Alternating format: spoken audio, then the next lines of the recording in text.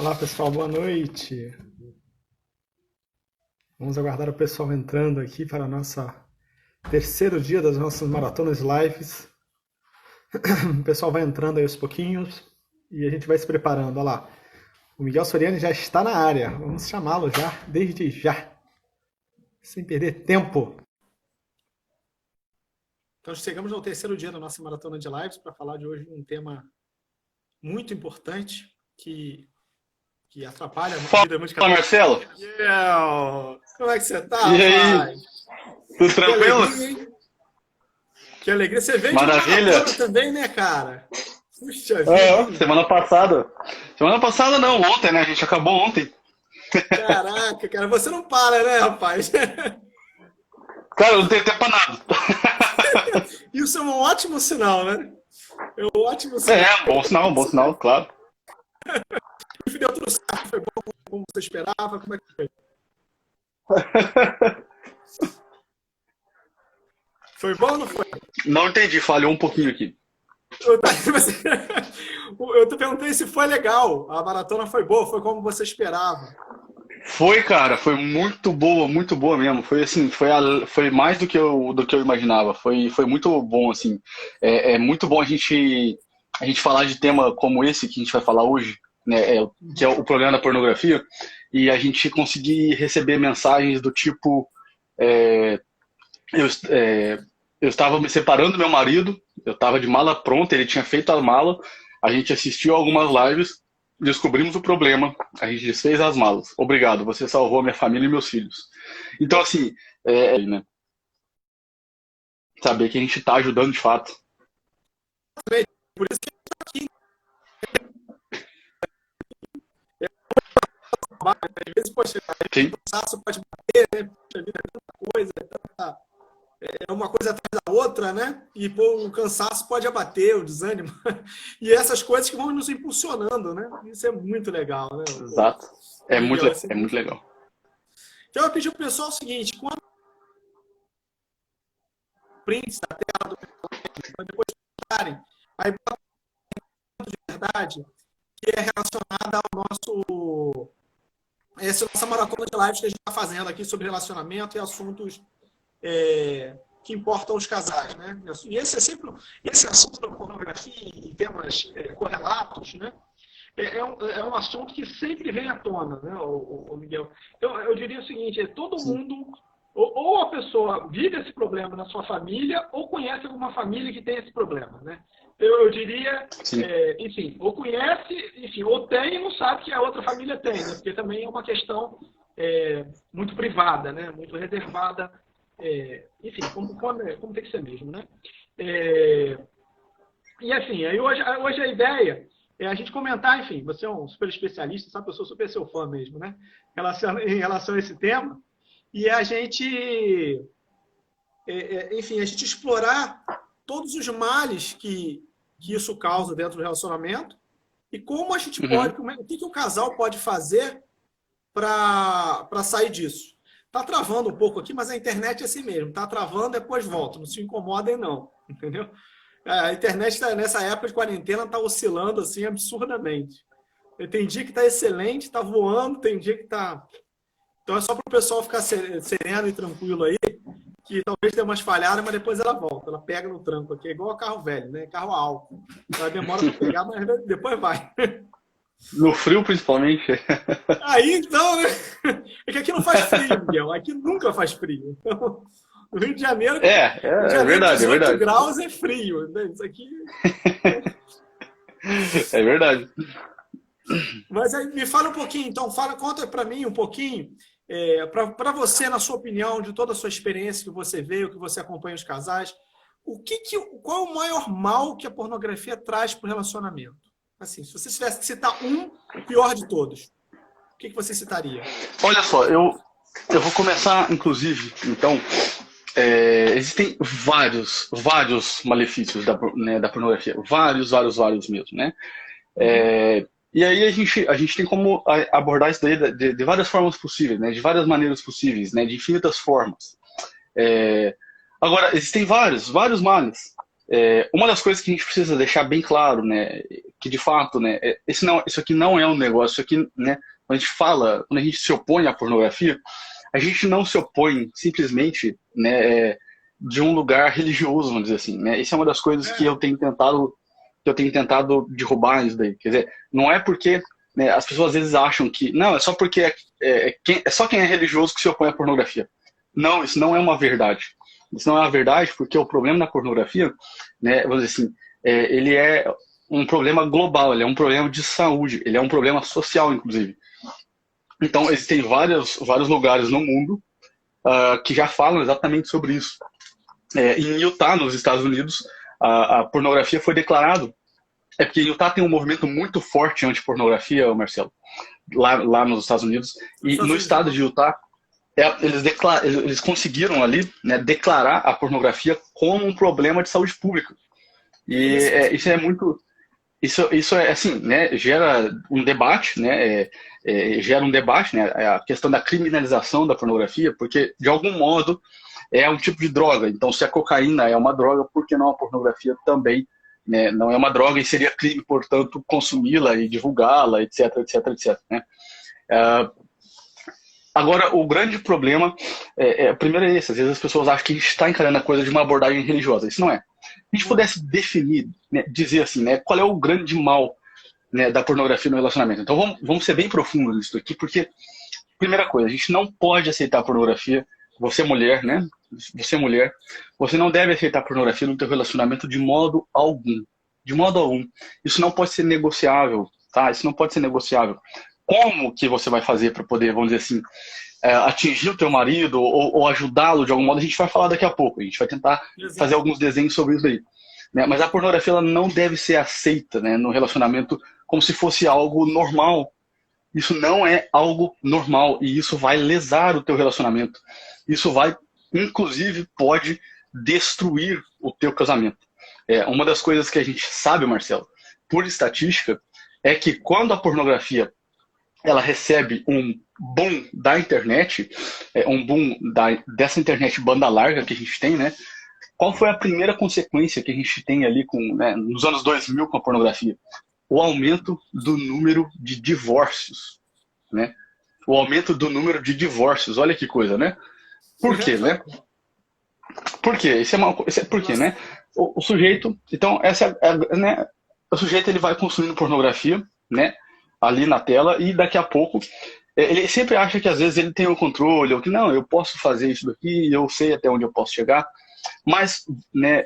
A verdade é que ele está correndo um risco de uma hora ou outra acabar consumindo pornografia transexual, né? Uma pornografia infantil, né? E de uma hora ou outra uma pedofilia, e de uma hora ou outra buscar algo fora da tela.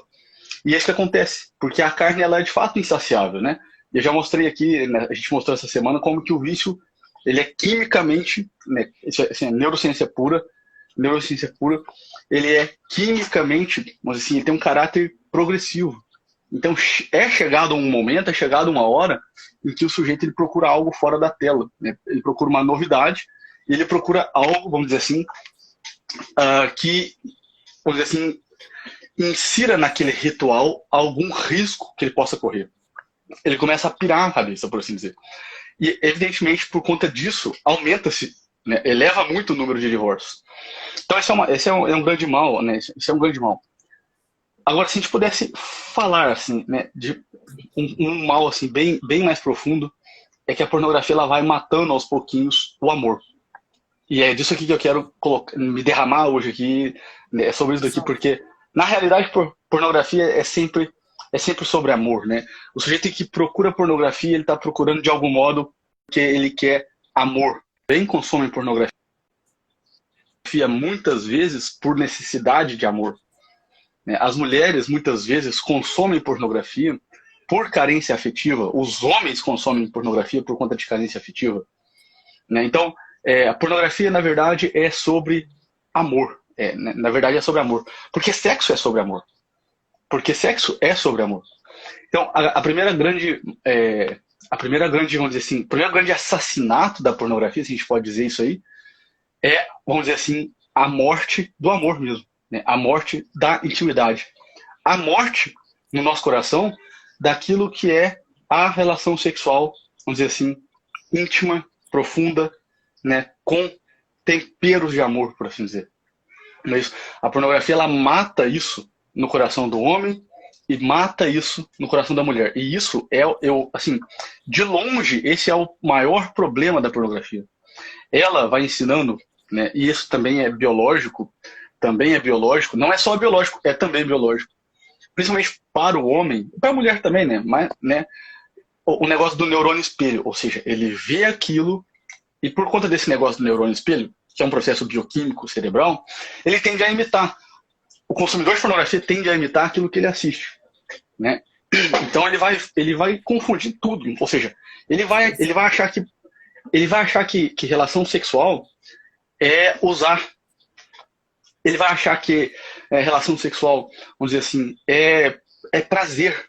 E cá para nós, é claro que o prazer ele faz parte da relação sexual, mas o prazer é 5% da relação, é 10% da relação.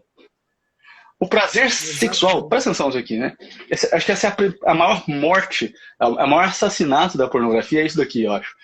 A pornografia, ela mata o amor. Por quê?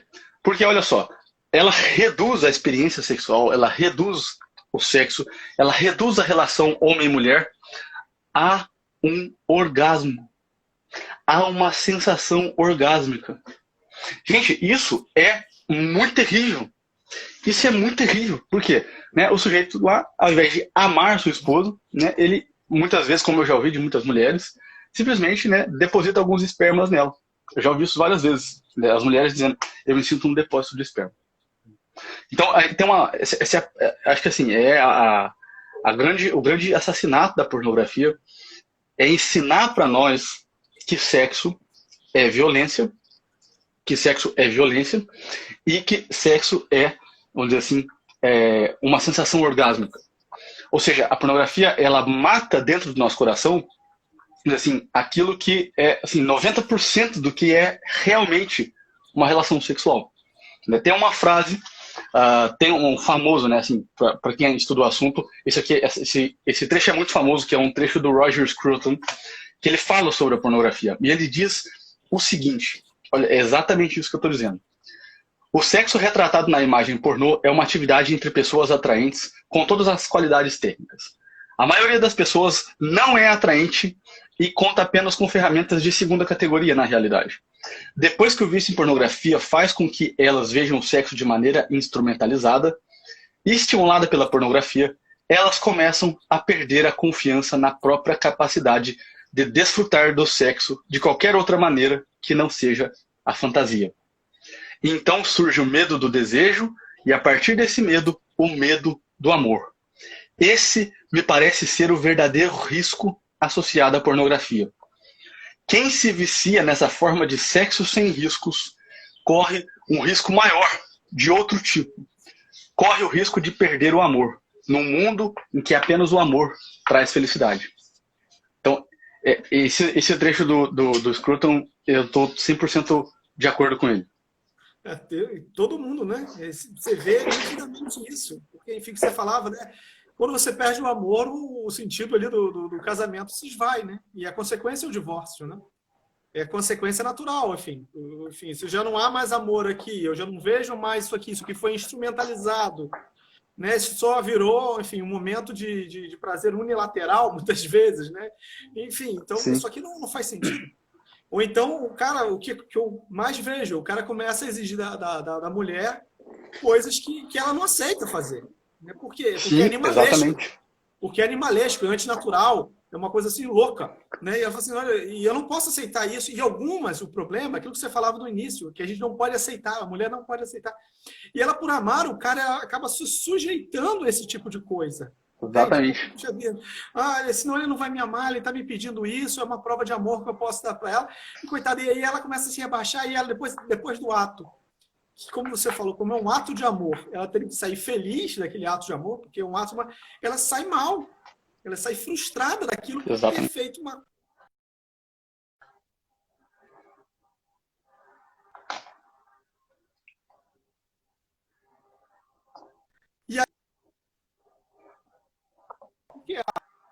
que ela associa aquele ato antinatural com aquilo que está acontecendo ali com ela. Então, o afastamento é natural, né? E aí é o que fala, ah, mas, puxa vida, por que hoje em dia é estranho se pensar isso, né? Nunca se falou tanto de sexo na televisão, em todos os ambientes, é uma sociedade hipersexualizada, só se fala nisso. E talvez nunca se tenha tido tantos problemas em relação a esse tema. Exatamente. Nunca se tenha feito tão pouco entre os casais como nessa época, nesse tempo. Repara, é uma grande contradição, né? Deveria ser o contrário. Se está se falando tanto desse tema, deveria se aumentar. Mas é o contrário, né? Você denegriu de tal forma isso que afundou, né? Se levou nas profundezas. Por quê? Porque deixou de ser um ato de amor, né? Você falou, deixou de ser... morreu o amor. Né? Brilhantemente, é exatamente isso. Né? Essa frase do Roger Schultz, exatamente. eu vou botar para o resumo aqui. Perfeita. Exatamente. E o que acontece, olha só, se a gente pensar bem, presta atenção, né? A gente pensar bem, isso que o Marcelo falou é perfeito, pessoal. Olha só, vocês têm que entender isso. Vocês têm que entender bastante isso daqui, né? O que o Marcelo falou é muito verdade. Por quê? Né? Isso eu expliquei ao longo do meu desafio, ao longo dessa semana, lá numa live que eu fiz sobre neurociência, a diferença entre o sistema linking e o sistema wanting, que é o sistema de recompensa cerebral, e como a pornografia altera o funcionamento cerebral. E a gente falou ali, não vou explicar aqui de novo, tá? Mas olha só, o que a neurociência descobriu? E é isso que o Marcelo está dizendo, que é óbvio. Olha só, qual é uma grande consequência da pornografia, né? Quanto mais o sujeito deseja sexo, quanto mais o sujeito, né, deseja um orgasmo sexual, menos prazeroso é o próprio orgasmo sexual. Ou seja, o sujeito ele deseja sexo de qualquer modo, ele está o tempo todo desejando sexo, mas o sexo se torna, né, cada vez menos prazeroso. E isso é exatamente assim que acontece. Né? Se a gente pensar há 300 anos atrás, menos, se a gente pensar 100 anos atrás, os homens e as mulheres faziam muito mais sexo do que hoje.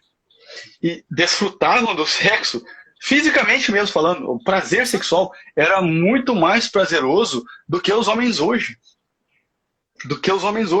Hoje em dia, ninguém, gente, olha, cá pra nós, hoje em dia, o jeito que é viciado em pornografia, que tá com problema em pornografia, ele não sente prazer numa relação sexual. O prazer que ele espera sentir tá na fantasia. Então, a luxúria é um problema que acontece na fantasia, na memória. Então, o sujeito que é viciado em pornografia, ele é viciado em prazer fantasioso, em prazer platônico, por assim dizer. Aquilo não é real. Tanto é que na hora do orgasmo mesmo, não é tão prazeroso quanto era na fantasia dele. Então, esse é um grande problema da pornografia. Esse é um grande mal da pornografia. Há 100 anos atrás, né, o sujeito estava lá casado com a mulher dele, né? Ele estava lá casado, eles tinham 2, 3 filhos ali, né? Eles entravam para o quarto à noite, não podiam, né? Não podiam fazer, vamos dizer assim, muito barulho, porque, sei lá, aquela porta ela nem fechava muito, a casa era pequena, os filhos estavam logo ali, não ia poder ouvir aquilo. Ou seja, eles tinham que fazer ali um negócio, não podia demorar muito, né? Eles faziam aquilo era imensamente satisfatório para os dois, né? Aquilo era uma alegria muito grande, aquilo era prazeroso. No outro dia de manhã, ele levantava cedo, voltava a trabalhar, ela levantava cedo e já estava trabalhando logo de manhã também. Ou seja, tudo normal. Olha só, tudo normal. Ninguém esperava, isso é muito importante, ninguém esperava. Por que a gente fala essas coisas aqui? Porque a gente tem que quebrar isso da imaginação das pessoas hoje. A gente tem que tirar essa ideia maluca de que você tem que ficar tendo relação sexual por 3, 4, 5, 6 horas seguidas. De que você, se não tiver relação sexual, né, virar a mulher assim, assim, assado, fazer em tais ou quais posições, você não vai ser feliz. Né? Isso é uma ideia maluca que colocaram na sua cabeça. Colocaram essa ideia maluca na tua cabeça, né? Porque, evidentemente, isso não é alcançável. Você nunca vai alcançar isso que você está imaginando. Então, a nossa sociedade é muito sexualizada, né? Os problemas, né, se a gente for num consultório médico hoje, aí, 90% das pessoas, né, elas têm alguma questão sexual envolvida. Ah, porque eu não consigo fazer isso. Ah, porque eu não consigo fazer aquilo. Ah, porque eu não consigo fazer isso. Por quê? Por quê? O que está no nosso coração hoje, né? O que está no desejo hoje, o que está na cabeça das pessoas? Eu preciso me transformar numa máquina sexual. Eu preciso me transformar numa máquina sexual. E é isso que a pornografia ensina.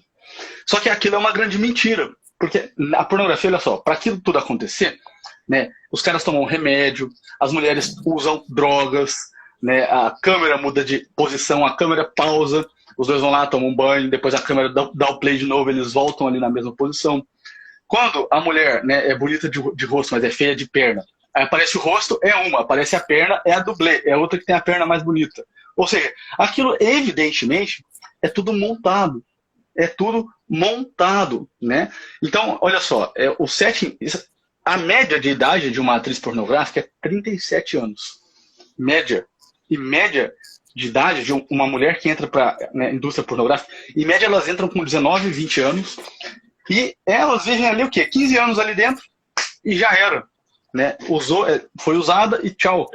Já tem outra que está entrando. Ou seja, né, a média de idade de uma atriz pornográfica é 37 anos. A maior parte delas, olha só, adquire HIV, morre, olha só, por conta de droga, abuso de droga. Né? Muitas pegam inúmeras doenças sexualmente transmissíveis. Suicídio.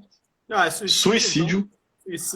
E existem casos de mulheres que morrem na cena. Né? Existem livros relatando isso, é muito impactante. É claro que a indústria pornográfica não vai divulgar isso, mas de tanta... exatamente, de tanta droga que aquela mulher, que aquela atriz... Isso está no livro da Shelley Lubben, se o pessoal quiser saber. É um livro de uma ex-atriz pornográfica que ela saiu da indústria e escreveu esse livro. A dedicatória dela diz o seguinte: esse livro é para todas aquelas que morreram na indústria pornográfica por conta de suicídio, uso de drogas e bebida. Agora sua voz será ouvida. Essa é a dedicatória esplêndida do livro dela. E ela conta lá pelas tantas de uma conhecida dela que morreu numa cena, Marcelo. Nossa. Que morreu numa cena. Que ela tomou tanto... Ela cita lá o nome do remédio que ela tomou, alguma coisa Oxytin no final. Ela conta ali, né, quando que aquela mulher ela, né, tomou tanto remédio para aguentar fazer aquela cena ali. E deu uma parada cardíaca nela, porque ela fez uma superdosagem, ela usou muito. Ela morreu. Agora, é claro que os pornógrafos, os produtores vão sentar em cima disso e não vão divulgar. Por quê? Claro, não é claro que né, isso é um crime, né, que vai fechar a indústria do cara, que vai fechar o comércio do cara. Então, olha só, a gente tem que acabar com essa ideia maluca de que, né, sexo é pornografia, que pornografia é sexo. Né, e de que, não, eu tenho que me transformar numa máquina sexual. Né, né? Pode aceitar. Enfim, é o que a gente escuta, né? E as pessoas, às vezes, como eu falei, é a pornografia e tudo que vem atrelado a ela, né? Porque é toda uma revolução, entre aspas, cultural que foi feita, né? Para se aceitar a pornografia como uma coisa aceitável, uma coisa natural. É o que fala, né? Todo homem vê pornografia, né? Ué, qual o problema? Exato. Não tem problema nenhum, não faz mal nenhum, né? Incutiram isso, né? E isso vai entrando, né, o Miguel, às vezes em coisas sutis, né? Não é aquela sériezinha que tem lá, o cara que diz que ficou, sei lá, tantas horas, como você falou, 12 horas tendo relações lá com a mulher. É o outro lá que, não, pô, mas um filme legal pra caramba, só tem umas cenas lá, algumas coisas que acontecem, que o cara vai jogando isso. É o programa da televisão que vai falando, não, porque o cara tem que ter a potência sexual do cara, não sei o que lá. E isso vai entrando na cabeça das pessoas e vai colocando problema onde não existe, muitas vezes. Né? Aí exatamente isso. Aí vem me procurar porque meu casamento está muito ruim, porque a gente não tem relação sexual. Eu falei, tá bom, mas quantas vezes tem? Não, a gente tem dia sim, dia não. Eu falei, mas peraí, tá ótimo. Não, mas é porque eu achei que tinha tantas horas. Quem trabalha, né? Porque isso é possível, né? Enfim, então se colocou uma expectativa, uma projeção que eu acho, enfim, aí você pode dizer melhor do que eu, porque você conhece tudo, e não sei se de repente foi a própria indústria e que foi colocando, isso foi entrando. Hoje as pessoas aceitam certas coisas como se fossem normais e que não são, né? E está deixando uma sociedade doentia, né? É uma sociedade doentia que pensa de uma forma doentia. Em relação a isso, entende? Exatamente. Se a gente olhar bem, né, como é que funciona? Assim, é um copo de veneno, né? É um copo de veneno. Agora, olha só, como é que eu faço todo mundo tomar um copo de veneno, né, imaginando que aquilo ali vai fazer bem? Isso é uma coisa que a gente tem que fazer essa pergunta, né? Essa é uma pergunta que a gente tem que levantar, né? Assim, olha só, eu tenho aqui um copo de veneno, mas eu tenho que apresentar isso para as pessoas, né? Eu tenho aqui um copo de veneno, mas eu tenho que apresentar isso aqui para as pessoas de modo que elas tomem acreditando que não. Veneno é um negócio que todo mundo toma e que, na verdade, isso aí não mata. Ou seja, eu tenho que... Né, como é que se faz esse processo? Bom, essa é uma pergunta que eu mesmo não respondi, né? Eu mesmo não respondi. É claro que é uma jogada psicológica, por assim dizer, como se fosse. Agora, uma coisa que a gente tem que entender é o seguinte: vocês acham, né? Acham mesmo que, olha só, há 100, 200 anos atrás, né, não existia, assim, é claro, existia a pornografia em contos, mas vocês acham que, vamos dizer assim, as coisas mudaram assim, ó, né, da noite para o dia? A gente tem as coisas mudaram tanto, né? Os costumes das pessoas mudaram tanto, a sociedade mudou tanto. Né? Vocês realmente acham que as coisas mudaram do nada? Que não teve ninguém que quis mudar aquilo? Essa é a primeira pergunta. Por que o negócio vai mudar do nada? Será que não tem ninguém que quer mudar aquilo? Essa é a primeira pergunta. E aí o que acontece? Quando a gente vai investigar, a gente acha respostas. Né? Quando a gente vai procurar... Não, deixa eu procurar o seguinte, olha só. O que mudou na sociedade? Sei lá, né, mudou na sociedade, né, que, olha só, sei lá, né, as pessoas estão consumindo mais pornografia. Mas isso é normal. Bom, né, será que tem alguém que quis, né, com que as pessoas, né, consumissem mais pornografia? Né? E o que essa pessoa queria? Quando a gente vai investigar, a gente encontra. Né? Existe um livro muito famoso, deixa eu mostrar ele aqui. Esse livro aqui é um calhamaço do Michael Jones, que é o Libido Dominante. Né? O Libido Dominante, olha o livro é grande pra caramba. E ele mostra, aqui tá falando do Alfred Kinsey, o livro é bem interessante. O Alfred Kinsey é o pai da revolução sexual, né? E, olha só, esse livro aqui do Libido Dominante, ele mostra como que, né, olha só, a pornografia foi, né, instrumento, olha só, de mudança social. Simples assim. A pornografia, né, foi, olha só, né, eu estou aqui de cima, olha, né, eu vou usar a pornografia para mudar uma sociedade. É exatamente, olha só, o nome do livro é Libido Dominante, libertação sexual e controle político. Ou seja, né, vamos estimular a libertação sexual total e depois a gente consegue fazer de algum modo algum controle político. Esse é o tema do livro do Michael Jones. O sujeito escreveu mais de 1000 páginas sobre exatamente isso. E aí ele mostra no livro, né, quem são os pais pensadores, né, da pornografia. E aí ele mostra, por exemplo, o Alfred Kinsey, que era um pedófilo, né, que estuprava nenéns, né, que pagou um nazista para estuprar criança e adolescente e depois ir lá e perguntar lá para a criança como é que ela estava se sentindo, para o adolescente como é que ele estava se sentindo.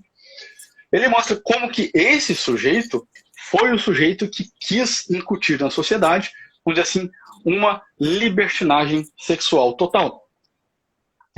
O Kinsey diz o seguinte: não, a criança ter relação, né, com seus pais, né, não é um problema, é simplesmente um direito da criança, se ela quiser. Né? Esse sujeito, né, ele é amigo íntimo do Hefner. O Hefner foi um sujeito que é o fundador da Playboy. Que ele lança a Playboy em 53, 54, estrelando a Marilyn Monroe. O Hefner, o fundador da Playboy, ele era amigo do Alfred Kinsey, que era um pedófilo. De algum modo, o Hefner também percebeu que se ele incutisse a pornografia na sociedade, ele ia conseguir certas transformações sociais. E é isso que a gente vê hoje. Olha só, eu tenho uma pessoa que ela é escrava de um vício. Ela não tem liberdade. Não tem. Se você é escravo de um vício, eu te dominei, meu filho. Se você é escravo de um vício, você não é livre para reagir. Você já está dominado. E é isso que o Michael Jones mostra no livro dele. Como que eu consigo dominar as pessoas a partir, vamos dizer assim, estimulação de um vício. É óbvio, quem é mais escravo? Quem é mais subserviente?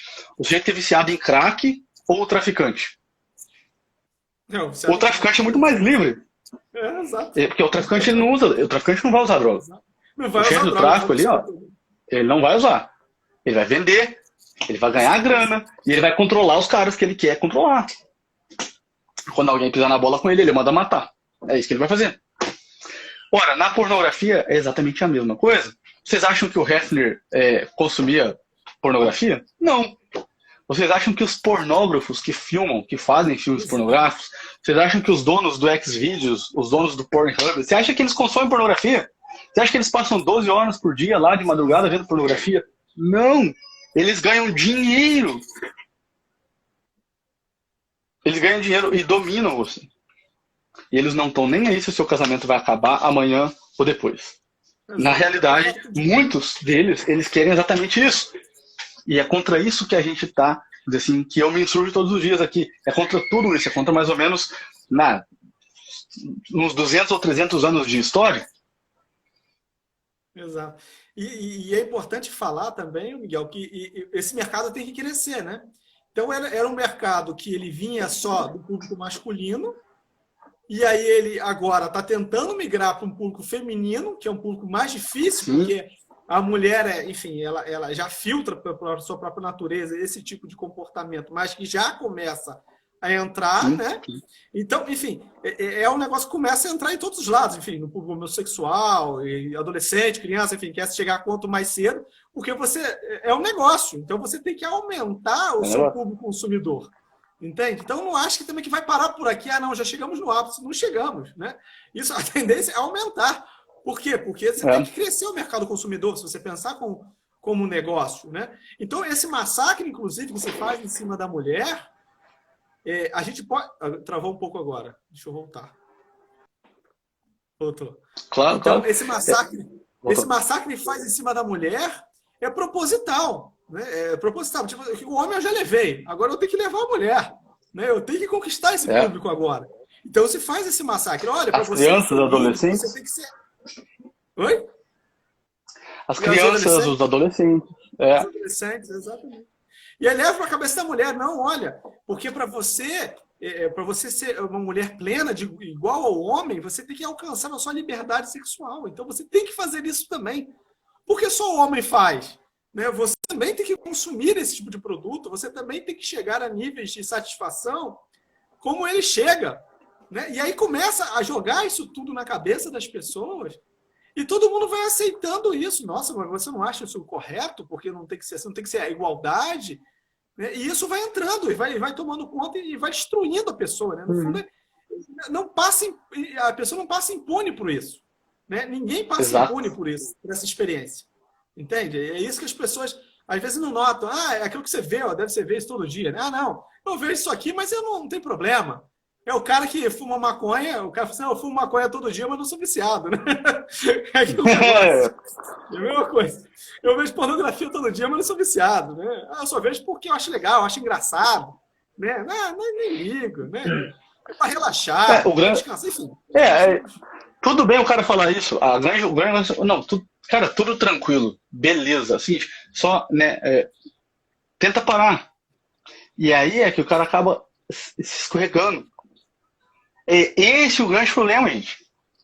Tudo bem você consumir, beleza. Agora, tenta parar, assim, para você se examinar um pouquinho, para você, né, ver se você consegue um pouco. E aí o que acontece? O sujeito ele vai tentar parar e ele vai ver que ele não consegue. Ele vai ver que ele está dependente. Exatamente. Dependência química mesmo. É como o alcoolismo, é como o vício em droga. De fato, é um vício mesmo. Né? Isso que a Marcelo disse é muito fundamental. As mulheres elas consomem pornografia também, né? As mulheres consomem pornografia também. Quer dizer, e muitas delas acabam fazendo isso por raiva, né? Por ansiedade, enfim, existem várias motivações ali. Mas isso é muito verdade, quer dizer, qual é o grande problema da pornografia, né, tal como ela é oferecida para o homem e para a mulher? Como o Marcelo disse, né? Não, você precisa, né, alcançar a igualdade. Se o homem faz, você também precisa fazer. Você precisa, né? Várias mentiras. Olha só, né? Quando você vai vender um negócio, quando você vai vender, sei lá, você tem um produto lá que você sabe que é horrível. Você vai chegar para a pessoa e falar: isso aqui é horrível, compre. Não vai. Você vai chegar: não, isso aqui vai viciar você, compre. Não, fala que não. Você fala: isso aqui é a coisa mais maravilhosa do mundo. Isso aqui vai libertar você, né, das amarras do não prazer. Como se antigamente as pessoas não sentissem prazer na relação sexual, meu Deus. Cara, pergunta pro seu bisavô. Ele sentia muito mais prazer na relação sexual do que você hoje. Agora, né, quando você vai vender uma coisa, você vai falar: não, isso aqui vai causar dependência, né? Não, isso aqui, né, alimenta a indústria do tráfego humano, não, isso aqui a gente ganha tanto de dinheiro assim, a gente ganha dinheiro nos sites gratuitos assim. Você acha que a pessoa vai contar isso? É claro que não. Ela vai dizer para você que aquilo é a última maravilha do mundo. Ela vai dizer para você que aquilo ali vai salvar você, né, dos problemas do teu casamento. Se você não tem prazer com a sua mulher, você pode ter prazer aqui, etc, etc. Só que, meus caros, meus queridos, quando a gente olha de longe, o que está acontecendo com a sua vida? Você não está se libertando de nada. Nos últimos anos, você está se escravizando aos pouquinhos. E essa é a grande mentira da pornografia. Esse é um dos grandes problemas da pornografia. Ela não coloca tudo que está em jogo na mesa. Exato. Olha, tudo bem, me fale do prazer que eu vou ter, mas me fale também, né, que eu também posso ficar dependente. Que isso pode fazer com que eu, né, procure uma mulher fora da tela e acabe traindo minha mulher. Me fale também que isso pode me deixar mais violento. Me fale também que isso pode, né, vamos dizer assim, causar em mim, vamos dizer assim, um tipo de disfunção erétil. Isso é uma coisa que acontece também. Exato, é. Né? Muitos homens só conseguem ter ereção com um vídeo pornográfico. Então, o grande problema da pornografia, né, tanto para o homem quanto para a mulher, é que ela não coloca tudo que está na mesa, ela não mostra tudo que está na mesa, ela esconde algo. Exato. Agora, Miguel, vamos dar uma luz aqui para as pessoas. O grande público que normalmente acompanha aqui as maratonas são de mulheres. E a mulher se fica angustiada, né? Porque normalmente o marido, ou enfim, o cara é viciado em pornografia, ou então faz uso de vez em quando, e ela se incomoda, obviamente, né? Um bom casamento é assim, ela vai se incomodar. O que ela pode fazer para ajudar a esse marido a sair dessas amargas que ele se meteu? Essa é a pergunta de $1 milhão, por assim dizer, né? Essa é a pergunta que vai... Exato, essa é a pergunta que vai... Te botei numa fria, Não, mas eu trabalho com isso todo dia, isso não é feia nenhuma. Mas é muito, muito delicado isso, de fato. Muito delicado. Essa é uma das coisas mais delicadas que a gente tem que trabalhar, e a gente tem que falar disso sim. Quer dizer, a gente tem que fazer um esforço monstruoso, e é um dos esforços que mais vale a pena para, vamos dizer assim, colocar na sua cabeça para funcionar e ajudar essas mulheres a, vamos dizer assim, chegar nesses maridos. Por quê? E aí, qual é o melhor argumento? O melhor argumento é o seguinte: olha, o problema da pornografia, né, não é um problema religioso. Olha, se você tem religião, tá, esse problema você pode entender ele como religioso também.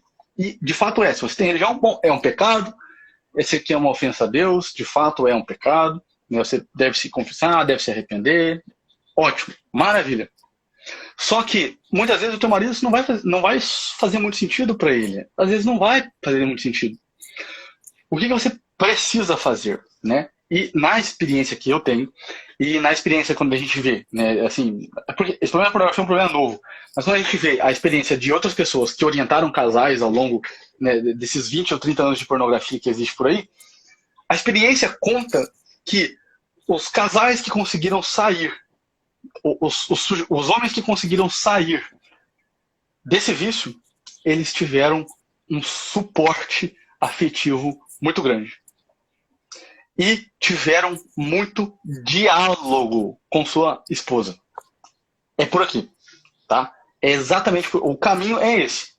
O caminho é esse, né? E eu me lembro de um casal que eu atendi um tempo, acho que faz uns 3 anos. E a chave para eles saírem disso daí foi justamente o diálogo. eles tinham, eu atendi os dois juntos, os dois apareciam para mim juntos no computador ali, e, vamos dizer assim, eles agendavam, fora daquele momento que a gente estava junto, eles agendavam alguns diálogos sobre o problema do marido. Então, assim, a gente tinha lá um encontro, sei lá, um dia de noite, num outro dia, eles sentavam ali e tiravam 20 minutos na noite para conversar sobre o problema do marido. Esse diálogo para eles foi fundamental. Por quê? Porque o marido geralmente pessoas, né, que são viciadas em pornografia, são pessoas muito tímidas. São homens, né? São homens muito tímidos, muito fechados, muito isolados, não conectados. Eles não conseguem criar vínculo afetivo. Eles não conseguem criar um vínculo afetivo. Quando a mulher começa, né, a criar vínculo afetivo com ele, ela começa a tocar no coração dele. Ela começa a trazer ele um pouco. É claro que isso é um processo, mas o caminho está justamente nesse diálogo. Esse diálogo ele precisa ser muito consciente.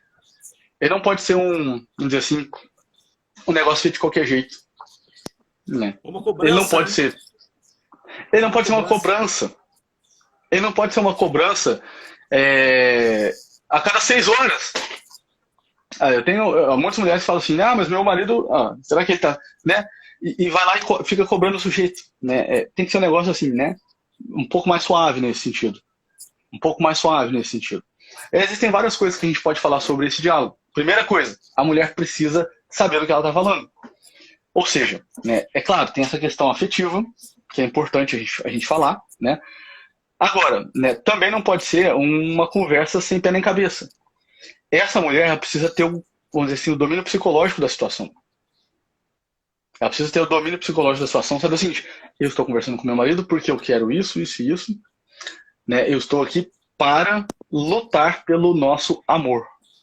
É o nosso amor que está em jogo e é por esse amor que eu estou fazendo tudo isso. A experiência conta que, olha só, enquanto a coisa ainda está doendo, você ainda não se livra dela. Se a coisa ainda está doendo em você, você não se livrou dela ainda. Você só vai se livrar dela quando, agora parou de doer, eu me distanciei um pouco da coisa e vamos lá dar um jeito nisso daqui. Enquanto você ficar, né, se debatendo, reclamando, xingando, é porque está doendo. Então, né, você tem que se afastar da coisa, olhar com um olhar científico, vamos resolver esse problema agora. Bom, aí sim você se livrou internamente da dor e aí sim você consegue, vamos dizer assim, ajudar de algum modo. E esse diálogo ele não pode ser um diálogo de cobrança. Ele tem que ser esse diálogo afetivo, mas também tem uma outra coisa, não pode ser uma conversa sem pé nem cabeça. Você, mulher, precisa estudar sobre a pornografia. Você precisa pegar a ciência, você precisa pegar essas coisas que a gente está falando aqui, e no meu Instagram tem muita coisa ali sobre isso, né? Tem artigo lá em português, tem muita coisa ali sobre os males da pornografia, e você tem que pegar esses dados científicos, estudar sobre aquilo ali, que a maior parte desse material está em inglês, e eu fiz um esforço de colocar algumas coisas em português. Você tem que pegar essas coisas, ler aquilo ali, estudar, entender, e falar com o seu marido à luz da ciência. Você não pode chegar para ele e fazer uma cobrança sem pé nem cabeça. Você tem que chegar para ele e fazer o seguinte, olha só, né? Olha só, 1 mais 1 é igual a 2. 1 mais 1 é igual a 2, ou seja, a pornografia está fazendo mal para você. Olha o que acontece no seu cérebro quando você se vicia em pornografia, né? Olha como que a pornografia está alterando o funcionamento, né, o teu funcionamento do teu sistema de recompensa, por exemplo. Olha o que os cientistas dos últimos 20 anos descobriram sobre o consumo de pornografia. Então a mulher ela precisa ser uma cientista que vai ver essas coisas e levar para o marido rotineiramente esses assuntos. Para o marido que não tem nem ideia de que isso faz mal, esse é o primeiro caminho. Esse é o primeiro caminho. Do diálogo consistente. Diálogo consistente, é verdade. A mulher, eu sinto muito, enfim, o que eu acompanho, né, é que normalmente a primeira é reação de susto. Né? Susto. Eu nunca imaginei que ele fosse fazer isso. Entra desespero. O segundo, eu me senti traída. Enfim, a sensação realmente é a mesma, né? De sentir traída. Nós já conversamos esse tema em uma outra live, não vamos entrar nisso hoje. Mas a sensação, independente se é ou não é, a sensação da mulher é que ela foi traída. né? Então, é a segunda sensação. A terceira sensação que ela vai ter é, como eu fui traída, não dá para continuar, eu tenho que me separar.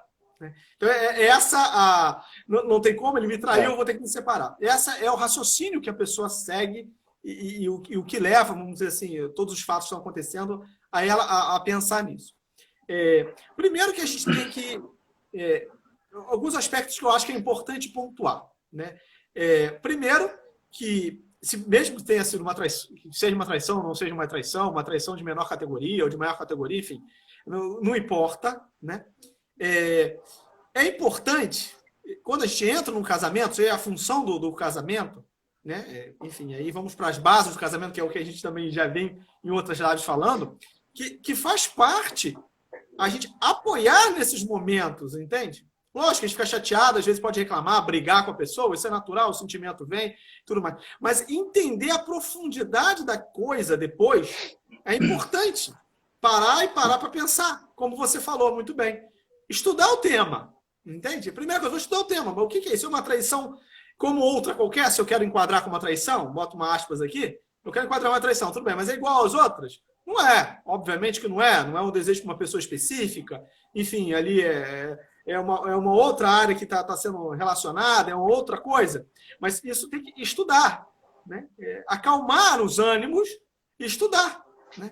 Até porque se há um casamento de verdade e alguém que eu amo ali, eu tenho que querer ajudar aquela pessoa a sair daquilo, né? Isso faz parte do amor. Ali que vai se mostrar, olha, realmente eu amo ou eu não amo essa pessoa, né? Olha, agora o cara se entrou numa furada, ou sempre esteve na furada, né? Enfim, agora tchau para você, né?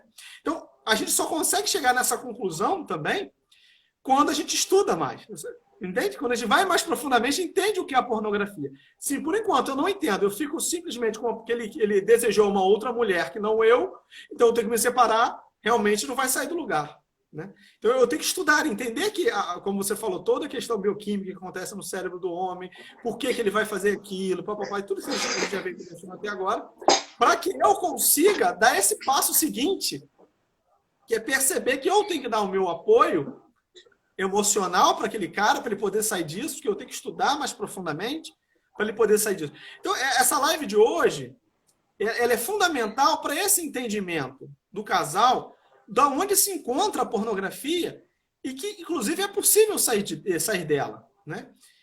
Não está tudo perdido, entende? Eu tenho que me divorciar porque o cara é viciado nisso. Não tem, entende? Não tem que fazer isso.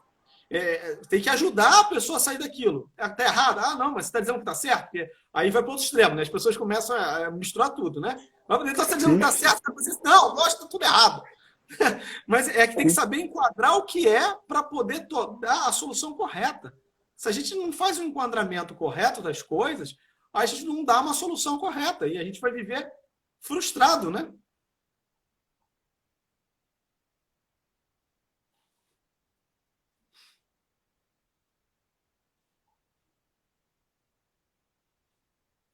Deu uma pausada aqui. Eu não sei se para todo mundo deu, mas eu acho que deu para todo mundo. Deu geral. Voltou. Aqui, é uma pergunta boa. Aqui, a última pergunta para terminar aqui, que já aqui vai acabar, né? E quando você se sente usada por conta da pornografia que o seu marido consome? Porque é uma outra coisa também. A mulher começa a se ver como objeto ali do marido por tudo que ele está vendo ali, né? Esse é um grande problema, Por quê? Olha, né, sinceramente, de todo o coração, o que acontece? O que acontece nesse momento? Né? É claro, né, o seu marido consumiu pornografia há muito tempo, ele não sabe amar. Né? Ele não sabe amar. Ele só sabe usar.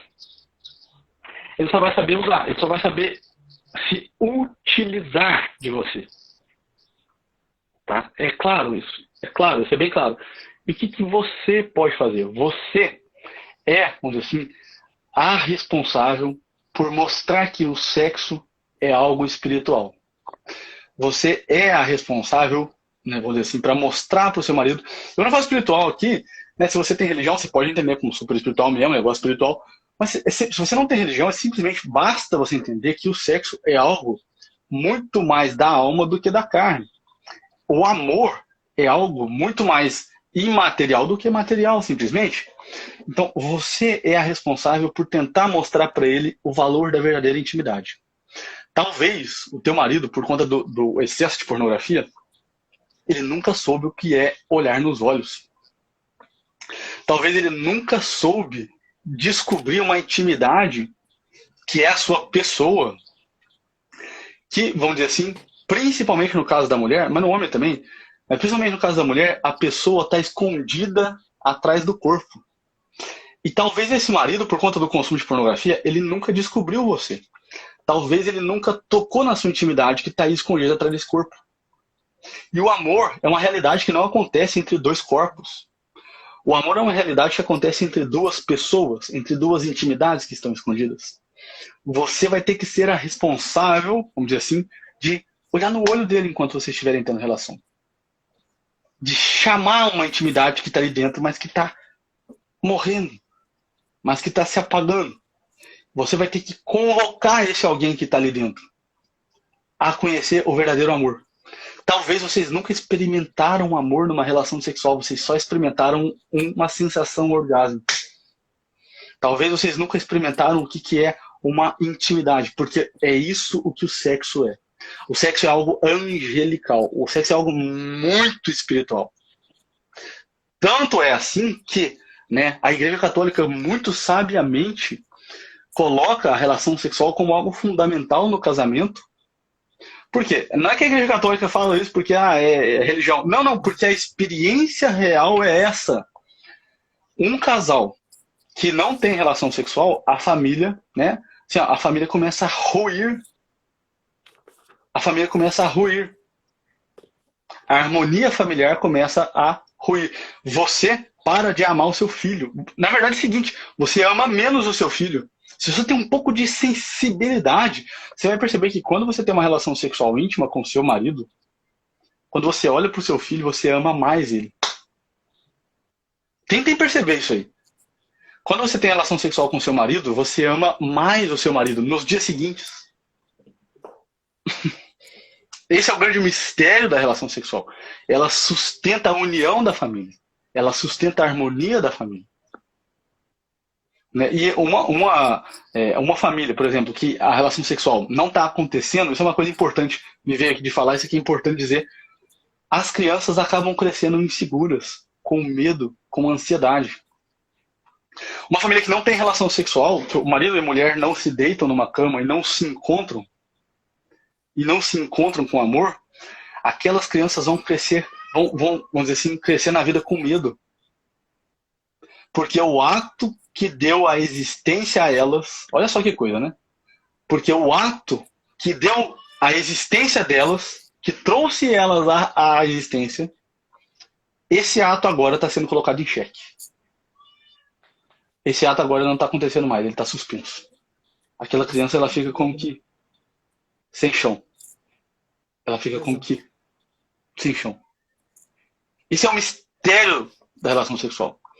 A relação sexual, gente, não é um negócio que está lá na pornografia. A relação sexual não é um negócio que aparece na tela. Aquilo é bobagem. Exato. Perto disso daqui, aquilo é bobagem. Exato. O real é muito, mas muito melhor do que o virtual. Muito melhor. Muito melhor, muito melhor.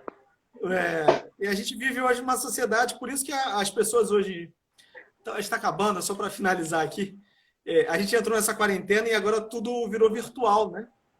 Todo mundo se afastou um do outro e as pessoas começaram a se contentar com um relacionamento virtual, né? De não se encontrar, de não ter as relações pessoais que são fundamentais, né? E isso é muito perigoso. Isso é muito perigoso. Sim, claro.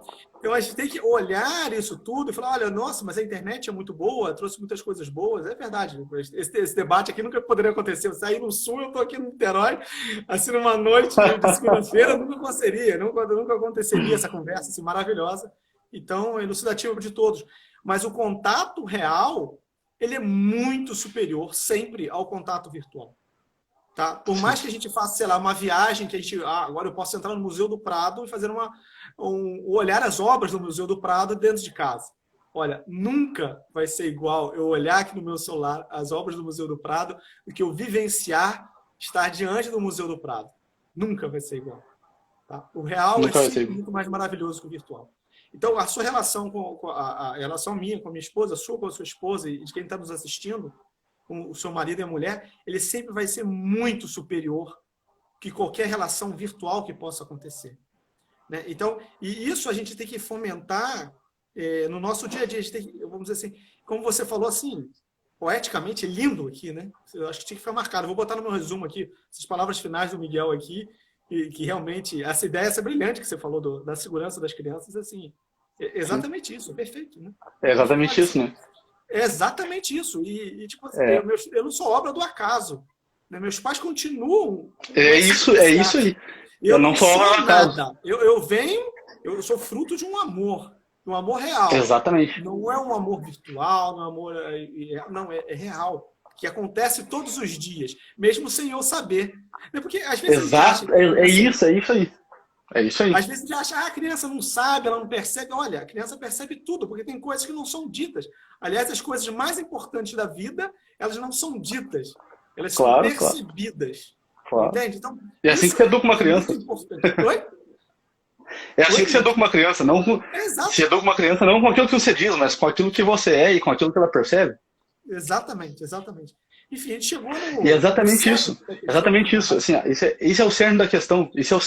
Essa é a coisa mais importante desse ponto. Quando a gente fala de sexo, essa é a coisa mais importante. O que é o filho? É a encarnação do amor de marido e mulher.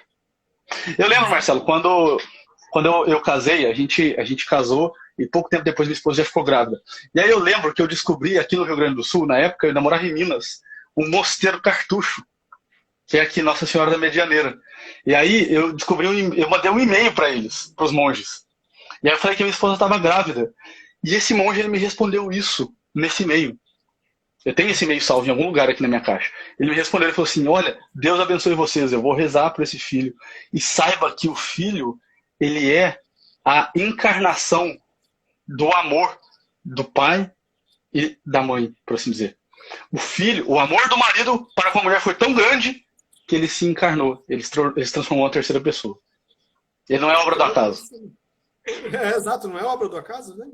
Isso é impressionante, né? Impressionante. Você vê, então, o que a gente percebe que, enfim, faltam 2 minutos agora, que tudo isso que a gente sofre, que a gente sofre na televisão, em todas essas mídias, no fundo para a gente esquecer o mais importante, né? A pornografia nos faz esquecer daquilo que é o mais importante na vida. Para o tempo inteiro estão querendo fazer a gente esquecer do importante. Esquecer do amor, esquecer que a gente morre e que a gente um dia vai ter que prestar conta do que fez nessa vida. Né? Então, o tempo inteiro estão querendo nos fazer esquecer daquilo que importa. Das coisas mais importantes. Das coisas mais importantes. Então, enfim, o que fica dessa live aqui, querendo só fazer um resumo geral, é lembrar para vocês do que é o mais importante, que é o amor. Né? Todo o resto é lixo. Né? A pornografia é um grande palha. lixo. É palha. Faz essas considerações. Subimos um monte nessa live aqui. Exato, aí, ó. Termina aí. Faz seu comentário final aí, Miguel. Então, só para fazer uma propaganda final do Miguel. Vou fazer uma propaganda final do Miguel, porque, como eu falei, eu gosto muito do seu trabalho. Por isso que eu fiz questão nessa maratona de live de trazer. Eu falei, eu sou o pessoal com um conteúdo altíssimo e isso para mim é um tema muito importante. Então, o Miguel tem um trabalho fantástico aí. Ele lançou agora, ontem, né, esse desafio. É um curso que você lançou, Miguel? 2 cursos. É a segunda turma do curso Recomeço. A gente já teve uma primeira turma com 300 alunos e agora estão abertas ali as inscrições para a segunda turma do curso Recomeço, que é um curso para quem tem problema de pornografia e precisa se livrar disso. Também tem um módulo ali para as mulheres que querem ajudar os seus maridos, e então tem algumas aulas ali especiais para as mulheres. Isso aí. Então, gente, ó, quem está com esse problema aí ou conhece alguém que tem, indica aí. Excelente conteúdo, tá? Então amanhã a gente continua com as nossas maratonas de lives. Muito obrigado pela atenção de todos vocês hoje. Não percam aí as próximas, que só gente no nível do Miguel Soriano, é só gente top, tá? Então aqui não vem gente ruim, não. Então é só a gente que vai trazer um conteúdo assim, de nível hard para vocês. Aqui, se quiser coisa ruim, você vai lá no Google, só tem porcaria. Aqui nessa maratona de live é só cara bom, entende? Então, aqui vocês podem ter certeza que eu só vou trazer aqui a nata da nata da nata da internet e do Brasil.